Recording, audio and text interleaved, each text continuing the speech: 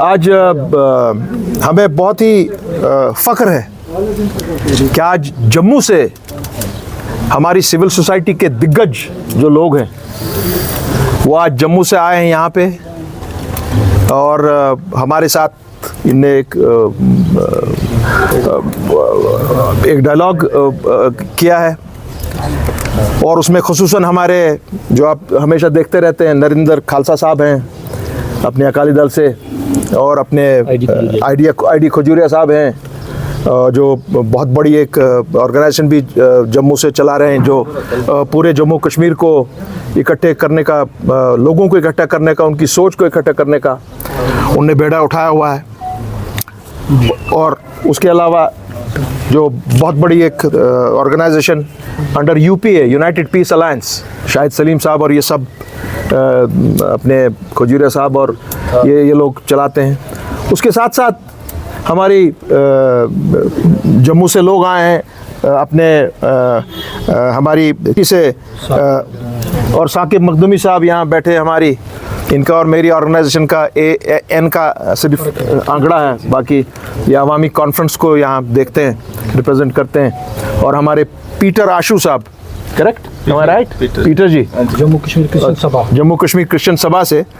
ये दो खुसूसन मैं बात करूँगा। उसके बाद थोड़ा ये शाहिद साहब बात करेंगे और थोड़ा खालसा साहब और अपने खजूरिया साहब भी बात करेंगे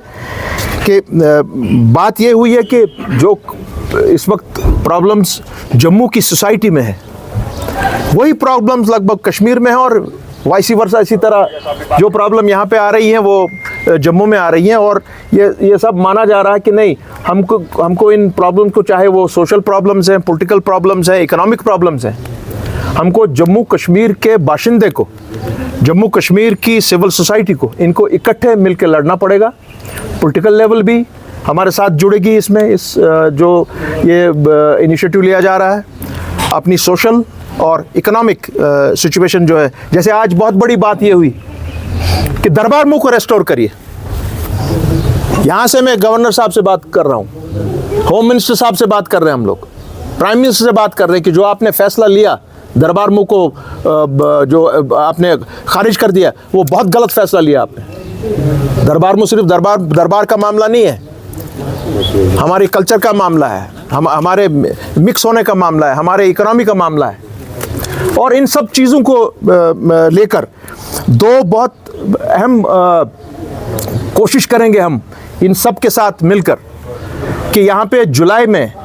एक Jammu Kashmir civil society J&K unity conference बहुत बड़े पैमाने पे इंशाल्लाह होगी, जिसमें हमारे साथ अपने जम्मू से ये सब साथी होंगे, हम लोग होंगे यहाँ से और हमारी सिविल सोसाइटी के लोग होंगे, पॉलिटिकल लोग उसमें जुड़ेंगे हमारी जमातों के साथ, चाहे वो बड़ी जमातें हैं, छोटी जमातें हैं। और कोशिश करेंगे कि ये दूरियाँ जो आज एक मौका आ रहा है कि आज जम्मू भी समझ गया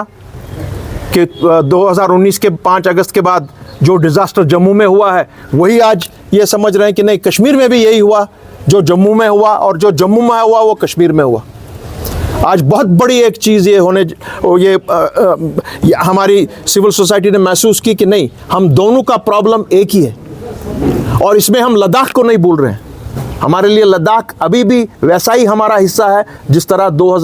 5 अगस्त 2019 के पहले था। उसके साथ में एक और चीज़ जो हमारे अपने क्रिश्चियन समाज से आशू पीटर मोटू साहब, इनका एक 20 जून को यहाँ पे इंटरफेथ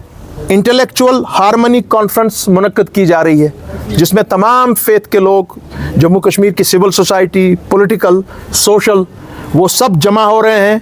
और इंशाल्लाह वो वेन्यू का भी बहुत जल्द उस पर ऐलान किया जाएगा। ये बहुत बड़ी ये दो चीज़ें हैं जो होने जा रही हैं कि जम्मू कश्मीर और जो हमारी ये रियासत है, हम तो उसको अभी भी रियासत मानते हैं,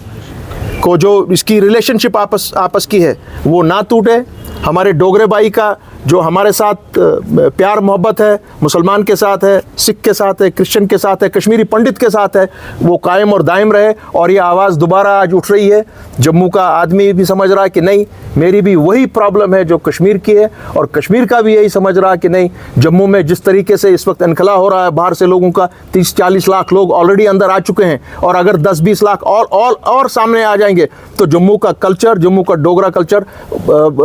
माने एक्सटिंक्ट हो सकता है, ख़त्म हो सकता है।